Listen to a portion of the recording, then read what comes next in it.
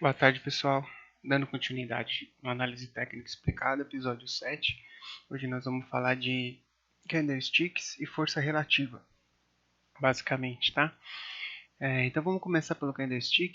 Candlestick a gente vai estudar aqui nesse capítulo, que a gente dá maior ênfase à parte de abertura, fechamento e a faixa de negociação.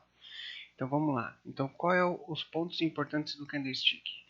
É a abertura, o fechamento e a faixa de negociação é toda essa parte aqui, ó, tá? Toda essa parte aqui, que fica essa máxima e mínima que a gente chama de sombra quando ele faz essa sombra. Então, o que acontece? Como que forma o candlestick? O candlestick ele forma assim. Vamos supor um candle de alta. O preço abre, aí ele começa a cair, por exemplo. Então, ele vai começando a fazer uma barrinha assim para baixo. Aí, de repente, ele volta e começa a subir. Aí quando ele chega lá no topo, ele volta um pouquinho e fecha aqui. Quando ele vem para baixo, que ele vai lá embaixo e volta, ele deixa um paviozinho aqui para baixo. Quando ele sobe e volta, ele deixa um paviozinho para cima. Por isso que ele fica esse paviozinho para baixo e para cima. Ele abriu e fechou. Só que nesse meio tempo ele fez uma mínima e uma máxima além do fechamento. Então ele fica um paviozinho. Se ele não tiver, se ele abrir, vou botar verde aqui para ficar mais certinho. Então se ele abrir e for direto e fechar, e não fizer uma máxima, ele vai ficar desse jeito. A gente vai ver os tipos de candlestick agora a seguir. E a baixa é o contrário. Então, no de baixa, ele vai abrir em cima, tá? E vai fechar mais abaixo. E podendo fazer a sombra, não. Então, o que acontece? Então, na baixa, ele vai abrir e vai começar a cair, e vai fechar. Se ele for mais para baixo e fechar acima, ele vai fazer o paviozinho aqui embaixo. E se na hora que ele abrir, ele subir um pouquinho e cair, ele vai fazer um paviozinho em cima. Tá? Então, a princípio, vamos deixar desse jeito. Tá? Então, vamos agora passar para as explicações. Então, a gente tem os tipos de candlestick. Tá? Então, ele resume basicamente em 4 tipos de candlestick. Então, a gente tem o belt hold. O belt hold nada mais é que um candlestick sem sombra. Então, ele é um candlestick assim. Isso é um belt hold. Ele não tem aqueles paviozinhos, aquelas sombrinhas no topo e no fundo. Tá? Então, você vai ver o candlestick assim. Esse é o belt hold, tá? O que é o doji? O doji é um candlestick que ele tem corpo pequeno, tá? E sombras grandes, por exemplo, tá? Então ele vai ser assim, tá? Ou ele pode ser sem corpo, então ele pode ser assim, por exemplo. Então quer dizer que ele abriu e fechou no mesmo lugar, foi um pouquinho para cima, um pouquinho para baixo e fechou no mesmo lugar. Isso é um doji. Martelo e enforcado. Martelo é quando você tem, deixa eu pegar aqui um preenchido. Martelo é quando você tem um corpinho pequeno e uma sombrinha embaixo, tá?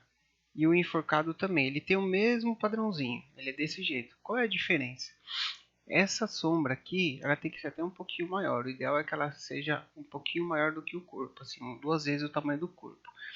A diferença é que o martelo, ele vem no fundo. Então você tem, por exemplo, você teria que ter o martelo, a gente só considera o martelo quando ele vem, ele tem um efeito pra gente quando ele vem no fundo. Então o preço vem fazendo assim, aí quando chega aqui no fundo, ele faz um martelo. Tá? Então ele vem e faz aqui o martelo. Isso é um martelo. Ah, e como que é enforcado? Enforcado o desenho é o mesmo, só que a diferença é que ele vem no topo. Então o enforcado você tem um movimento de alta, por exemplo, tá? Aí quando chega lá no topo, independente da cor, tá? Vou até fazer preto. Os dois, independe da cor, o formato é o mesmo. Aí aqui em cima ele faz assim, ó. Tá? Então ele faz um martelo no topo. Isso é enforcado. Tá? Então o desenho é o mesmo, só muda a posição. Um é no fundo e um é no topo. Estrela cadente e martelo invertido. Tá? Então o que é a estrela cadente? É como se fosse uma estrela cadente. Vou fazer de cor preta porque depende da cor do corpo do candle. Tá? Então você tem uma estrela cadente. Quando que ela vai ser uma estrela cadente? Ela vai ser uma estrela cadente quando ela for no topo. Então ela está caindo do céu. Estrela cadente, né? Então vamos voltar aqui. Então a gente tem um movimento de alta, movimento de alta, Aí lá no topo a gente tem uma figura assim, tá? Então, por exemplo, uma estrela cadente. Tá? E se eu for no fundo, então se você tiver um padrão desse no fundo, por exemplo, se você tiver um padrão aqui, tá? Esse aqui é um martelo invertido. Qual é a diferença? A diferença é que a estrela cadente é um padrão de reversão de topo. E o martelo invertido é um padrão de reversão de fundo. Quer dizer que se o preço vir aqui, por um exemplo, tá? Se o preço vir aqui no próximo candle e romper a máxima aqui, você tem até uma opção de compra aqui no ativo. Tá? Essa é a diferença. Então a gente vai ver os padrões, alguns tipos de padrões. Eu estou passando uma forma bem resumida, vocês sabem como que eu estou fazendo, para vocês entenderem mais ou menos como funciona. Para se aprofundar, tem que comprar o livro, ler, estudar, ele explica a parte de psicologia em cima de cada candlestick, mas isso aí eu teria que fazer um vídeo só de candlestick, e seria um vídeo aí de pelo menos umas 2 horas para a gente explicar toda essa parte de psicologia. Posso até fazer depois um vídeo só sobre candlestick para vocês, tá? Vamos passar para frente. Aí vamos ter agora os padrões de candlestick, tá? Esses padrões, ele no livro ele cita só os principais, tá? Por que só os principais?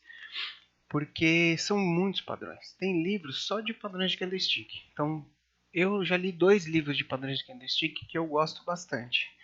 Vou pegar aqui para vocês. Um deles é o Candlestick do Carlos Alberto, que é brasileiro, é um livro muito bom, tá? E o outro que eu também já li, o nome é Operações Lucrativas com Candlestick, do Steven Bigelow. Também é muito bom. Eu acho até um pouco mais completo que o do brasileiro, mas o brasileiro é bem completo, assim, dá para trabalhar tranquilamente tudo aí no dia a dia sem estresse nenhum. Certo? Então, os padrões que nós vamos ter que pegar para vocês, o primeiro deles é o piercing line. Então, o que é o piercing line? Pensa que o piercing line é um piercing onde a mulher põe o piercing no umbigo. Então, é no meio do corpo. Então, a gente tem um padrão, por exemplo, de baixa, um candle de baixa, tá? E a gente vai ter um outro padrão de alta, que é importante que assim, ele tem que abrir abaixo e fechar mais ou menos aqui na metade do candle. Então, ou acima. Então, isso aqui é um padrão de piercing line, tem que ser acima do umbigo. Vamos dizer assim, como se for que aqui fosse o umbigo do candle, ele tem que fechar ou na altura do umbigo ou acima do umbigo. Independente se ele tenha, por exemplo, uma vela aqui assim, ó. Se ele tem um pavio aqui. Se esse aqui tem pavio, por exemplo. Não importa, tem que ser do corpo do candle, tá? Então esse é o piercing line. Tá? Aí você tem o engolfo. O engolfo, então vamos lá. Tanto para alta quanto para baixa. Então eu vou fazer um desenho aqui preto, só para vocês entenderem, tá? Um corpinho. Então a gente tem um padrão aqui, vamos supor que esse candle seja um candle de baixa e ele tem paviozinho dos dois lados, certo? Então, para ser um engolfo de alta, teria que vir aqui o importante, tá? Do engolfo. Deixa eu só ir passando minhas anotações aqui. O importante do engolfo não é o pavio, é o corpo. É o corpo do candle. Então ele diz que o corpo do candle seguinte tem que abrir abaixo e fechar acima. Então esse corpo desse candle tem que engolfar esse corpo, independente do pavio. Se engolfar o pavio, o padrão tem mais força. Se engolfar só o corpo, ele também ainda é um engolfo, tá? Seja de alta ou seja de baixa. Então se aqui você tem um candle de alta e aqui você vem e faz um candle de baixa, você tem um engolfo baixista, tá? Altista ou baixista, dependendo do candle que for engolfar o candle seguinte. Quando que você vai levar em consideração esse engolfo? Quando você tem uma tendência de alta e você tem esse padrão aqui no alto. Ou quando você tem uma tendência de baixa e você tem um padrão desse aqui embaixo, que é um padrão de reversão. Tá? É onde funciona melhor, no meu ponto de vista. E pelo que eu tenho visto nos estudos, tá? Vamos lá. Estrela da manhã, altista ou baixista. Como que funciona a estrela da manhã? Vamos pegar uma estrela baixista, por exemplo. A altista é só inverter. Então você tem um candle de alta, pode ter pavio ou não, não tem problema. Aí você tem um dojizinho aqui, lembra do dojizinho? Peraí, deixa eu fazer de vermelho. Você tem um dojizinho aqui, corpo pequeno, e você tem as sombras aqui, tá? Aí na sequência você vai ter um candle de baixa. deixa eu pegar aqui, você vai ter um candle de baixa.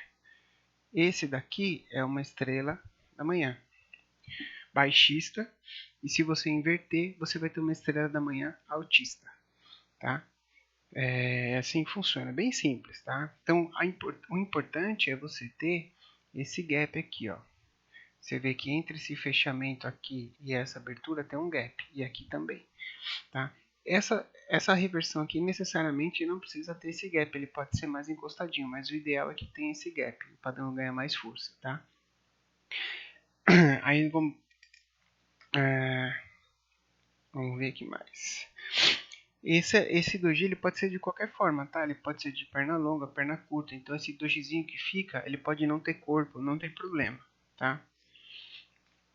A estrela cadente. Qual que é a estrela cadente? Então a estrela cadente é quando a gente vem, por exemplo, uma estrela cadente altista ou baixista. É o mesmo padrão, só que a diferença é que o dojizinho que vai ficar aqui não é um doji, é aquele martelinho invertido que a gente fala, né? Que parece um martelinho invertido. Então isso aqui vai ser uma estrela cadente baixista. Aí no dia seguinte, pode vir aqui um candle, deixa eu pegar aqui certinho, pode vir um candle aqui de baixa, por exemplo, tá? Não precisa ter o gap, nem aqui, nem aqui, só basta ter esse padrão aqui no topo ou no fundo, caso for uma estrela cadente altista, tá?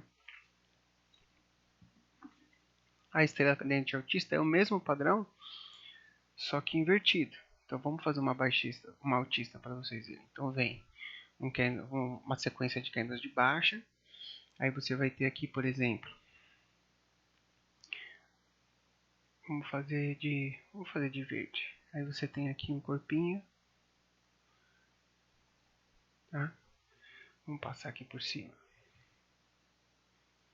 tá? E no candle seguinte você tem um candle de alta. Então isso aqui é uma estrela cadente altista, tá? Tweezer top ou tweezer bottom. Qual é a diferença? O que quer dizer? Tweezer top pode dizer fundo em tesoura ou topo em tesoura, né? Então assim que funciona. Então o que seria isso? Seria como se você tivesse, por exemplo, vamos botar um teaser top. Teaser top, então você tem um candle de alta com um pavio aqui assim, ó. Aí você tem do lado, por exemplo, um candle de baixa com um pavio do mesmo tamanho. Então, e você tem um candle. Esse candle não precisa ser necessariamente o corpo do mesmo tamanho. Ele pode ser maior ou até um pouco menor, mas ele não pode ser muito menor. O importante é que essas sombras têm que ficar no mesmo ponto. Então elas têm que ser iguais, como se fosse uma tesoura. Por isso que chama tweezer, tá? Então tweezer top e o tweezer bottom é quando você tem esse padrão no fundo, tá? Harami altista e baixista. Então você vê que é basicamente os mesmos padrões, só muda a direção. Então o Harami, quando você tem um corpo de baixa, normalmente isso é mais em gráfico diário, tá? Aí quando você abre no dia seguinte, ele faz um corpinho assim, ó, pequenininho, dentro desse corpo anterior. Então um corpo pequeno, como se fosse um bebezinho na barriga do candle anterior. E o próximo candle no outro dia ele começa a fazer um evento de alta, tá? Então aí você tem um Hanami altista. O baixista é a mesma coisa, só que ao contrário. Você tem um candle de alta, aí você tem aqui no dia seguinte um candlezinho, como se fosse um bebezinho na barriga, de baixo. Aí no dia seguinte você tem um candle de baixo. Esse é o Hanami altista e baixista, tá? E ele fala também um pouco de gaps, então ele fala bastante de gap, aliás. Eu vou só explicar o que significa gap, e aí depois a gente pode até fazer um vídeo só sobre gaps, que tem bastante coisa, tem bastante setups para trabalhar com gap, tá? Então, o que seria um gap? O gap seria, no intraday é mais difícil de ver, porque é só quando abre e fecha o mercado, porque é uma faixa de negociação onde não teve negociação. Então, por exemplo, o preço vem subindo, aí de repente no outro dia ele abre aqui, então ele tem um gap, tem uma faixa aqui. Você tem uma faixa aqui que não teve negociação de preço.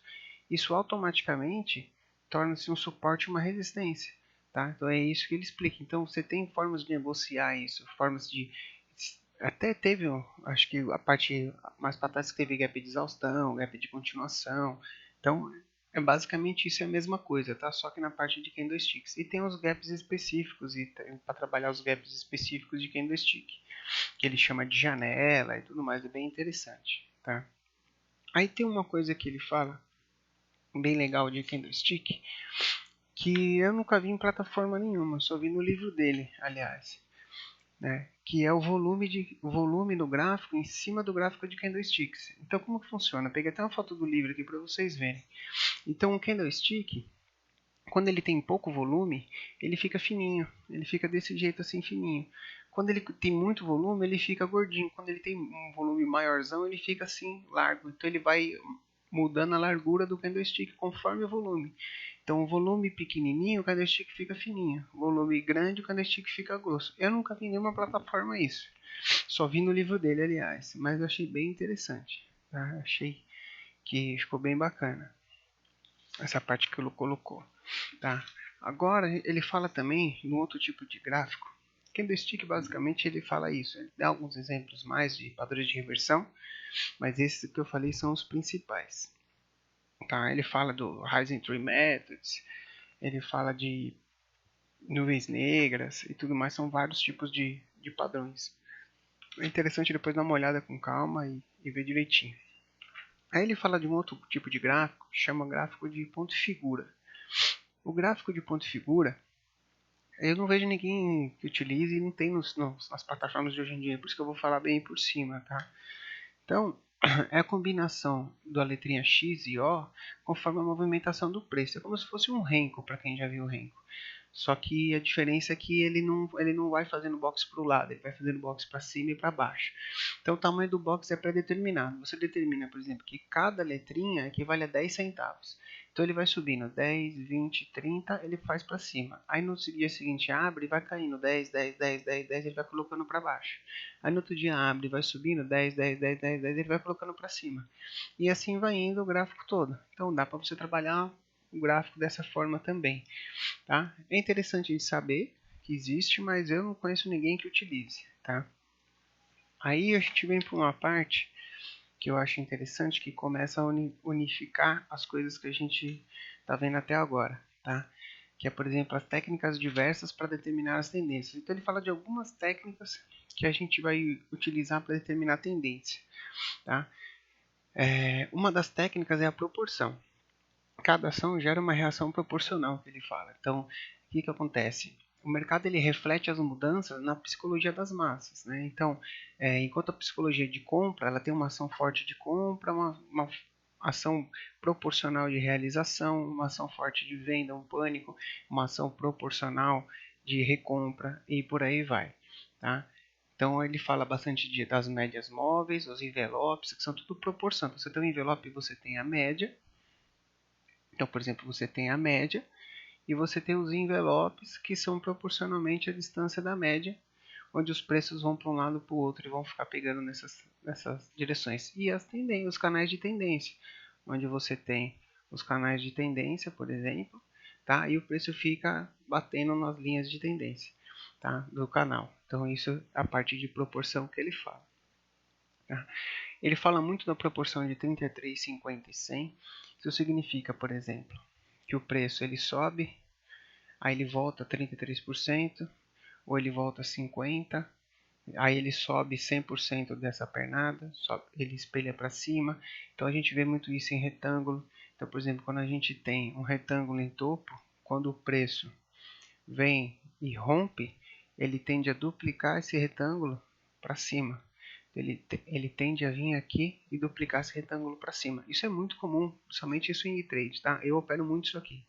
Acho que 50, 60% das minhas operações em swing trade, vocês podem ver aqui no meu canal, tem lá o swing trade de ações americanas, e 50 a 60% é isso aqui que eu opero, porque o acerto é muito alto. Tem até um das OETs aqui, ó. Aqui, ó, das OETs aqui, ó. Tá vendo? Rompeu, fez um retângulo aqui. Ele rompeu, esperei fazer o pullback, entrei, ó, já fiz uma realização parcial. Ainda tem um restinho que eu vou vender quando pegar lá em cima no topo, ou vou segurar para ver se ele vai mais, tá? Então você vê aqui, ó, mesma coisa, ó, tá? Então aqui já não foi tanto um retângulo, foi mais um pivôzinho confirmado. Aqui, ó, Nvidia fez aqui um retângulo, rompeu e está indo lá no alvo. Tá? Então, basicamente, eu faço muito isso. Essas proporções de 100%, 50%, tá? Eu utilizo bastante. Então, ele fala das linhas de velocidade e da resistência e suporte. Então, o que significa? Significa que ele fala que, por exemplo, se você tem um período de 100 dias, como tem nessa foto, o preço ele andou X pontos aqui, vamos por 100 pontos. Então, ele fala que se você pegar 1/3 dessa distância e 2/3 dessa distância, ela é um ponto de referência para resistência. Então, você traça essas linhas pontilhadas e o preço ele tende a resistir nesse 1/3 e 2/3, que seria 33 e 61, mais ou menos, de Fibonacci, tá? Bate muito próximo disso. Isso é uma coisa que ele fala. Aí a gente tem os ventiladores de Fibonacci. Tá? O ventilador de Fibonacci nada mais é que você pega um ponto e traça até um topo, e ele, através das proporções de Fibonacci nessa linha do triângulo que ele forma aqui, como se fosse um triângulo, nessa linha ele vai traçar aqui em 38, 50 e 61, que é proporcional, né, que são as proporções, e isso vai acabar se tornando um ponto de suporte e de resistência no gráfico. Tá? Eu já testei isso aqui, funciona muito bem. Eu não gosto de operar dessa forma, mas funciona muito bem como suporte e resistência. Né?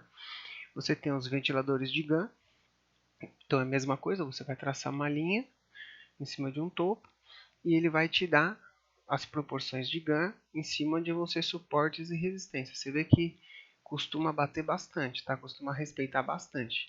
Fica meio confuso o gráfico, fica meio cheio de linha, por isso que eu acabo não utilizando, tá? Uma outra coisa que ele fala para determinar a tendência, um outro exemplo que ele dá, é a nuvem de Ishimoku, né?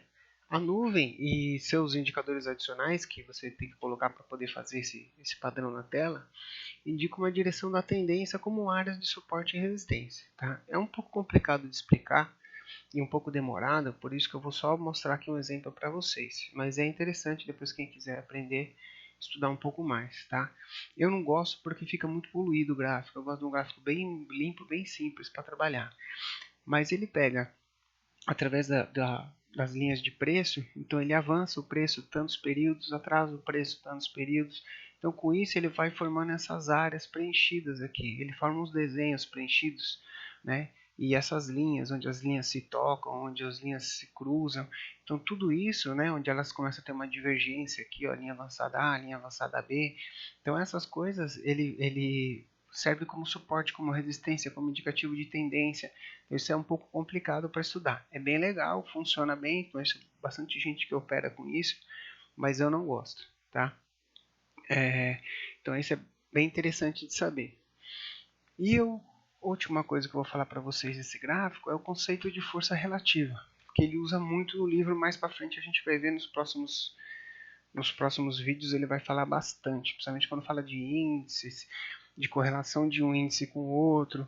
Tá? Então, o que significa? O conceito de força relativa não é o indicador força relativa, é o conceito de força relativa. Por exemplo, são entre ações. Quando você compara dois ativos, né, você verifica qual relativamente está em uma tendência melhor ou está relativamente forte ao outro. Por exemplo, você vai comparar duas ações do mesmo grupo, Magazine Luiza e Lojas Renner. Então você vai comparar uma com outra, ele vai fazer um índice, né? Vai fazer um gráfico. E esse gráfico, por exemplo, eu vou passar aqui para ver. Ó. Então esse gráfico fica o preço da ação e aqui fica um gráfico de força relativa dessa ação com relação a outra ação que você comparou. Então você vai falar assim, ó, essa ação ela está forte, está numa tendência forte com relação a outra. Quando ele perde essa força relativa, é um sinal de uma possível reversão. Tá? Isso é mais utilizado com relação a índices. Então, por exemplo, você vai fazer uma força relativa da... Vamos pegar, por exemplo, da Apple com a Nasdaq. Então, você vai fazer a força relativa dos dois, então você vai saber que enquanto a Apple estiver forte em relação à Nasdaq, então você continua na operação. Quando ela começar a perder força em relação à Nasdaq, você começa a ficar de olho para sair da operação. Tá? Utiliza-se ativos ou índices que possam ter alguma relação. Por exemplo, você pode comparar a força relativa de ouro com bonds, ações do mesmo setor, igual eu falei, Magazine Luiza, Lojas Renner. Você pode pegar, por exemplo, rente com Localiza, não, né? Rente com Movida, por exemplo. Você pode pegar parte de construção, Exetec com Cirela. Você pode utilizar várias coisas. Você pode pegar Exetec com índice da construção, por exemplo. Também funciona muito bem, porque o índice do setor, que seria o índice do setor ou o índice geral. Então, por exemplo, Exetec com Bovespa, Exetec com o índice de construção, então Magalu com o índice de varejo. Então você vai tendo a força relativa daquela ação com relação ao índice específico, tá? E esse conceito, essa força relativa, ela movimenta igual o preço. Então ela faz divergências, reversões, cruzamentos de médias, linhas de tendência, padrões que você pode estar comparando com o preço. Então ela faz um padrão de reversão e o preço ainda não fez o padrão de reversão, você vai ficar de olho que vai vir aí provavelmente uma reversão. Entendeu? Então, esse é mais ou menos o que ele fala nesses capítulos que eu passei para vocês. Lembrando que é um resumo bem rápido, um resumo simples, para que se vocês tiverem interesse de aprender um pouco mais, aí no livro tem a matéria muito explicadinha, em detalhes, com vários exemplos, é muito bom, tá, gente? Falando de novo, eu aconselho quem tiver interesse em comprar o livro, porque é um dos melhores que eu já li. Por isso que eu estou fazendo esse resumo, esse review dele. Nos próximos capítulos a gente vai ver um pouquinho da correlação de índices, estrutura de mercado, e vamos começar a juntar um pouco disso tudo para começar a entender a parte de tendência, ele fala um pouco de tendência secular, e vai ser bem bacana. Então a gente já está indo para o final do livro, acho que já foi mais ou menos 2/3 do livro. Acredito que mais uns 2 ou 3 vídeos a gente termina. E aí vão ter outros livros, eu pretendo fazer de Elliott, vou fazer um só de Candlestick, então vou pegar um livro de Candlestick para fazer. Vou pegar alguns livros de psicologia também para fazer, que é interessante. Tem aquele Psicologia do Trade Explicada, tem Trade Zone, tem vários livros que a gente pode fazer aqui para vocês. Tá ok, pessoal? Muito obrigado aí pela atenção e bom trade a todos. Até mais.